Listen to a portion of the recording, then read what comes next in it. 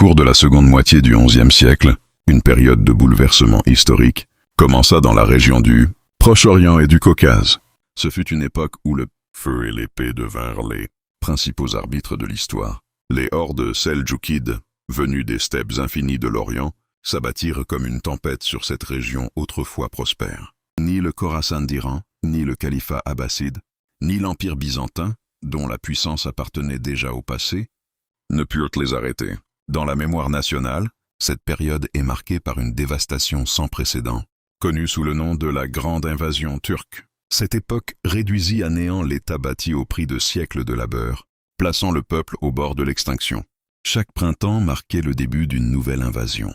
Des milliers de cavaliers franchissaient les frontières pour piller les villes, brûler les villages et détruire tout ce qui avait été construit dans la sueur et le sang. Face à cette terreur, des milliers de familles quittèrent leurs foyers ancestraux pour se réfugier dans les montagnes.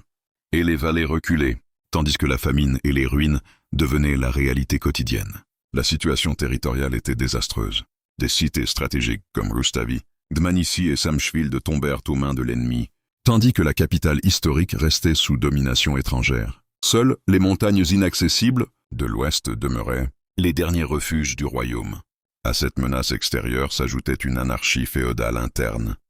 Les seigneurs locaux, profitant de la faiblesse du pouvoir central, menaçaient le trône et n'hésitaient pas à s'allier aux envahisseurs. Le roi George II, malgré ses tentatives de défense, se heurta à une opposition interne qui rendit ses efforts vains. Pourtant, c'est au moment où tout semblait perdu que l'histoire fit naître une nouvelle espérance. Comme un phénix renaissant de ses cendres, le pays s'apprêtait à se relever. En 1073, au sein de la résidence royale, naquit David, fils du roi George II et de la reine Hélène.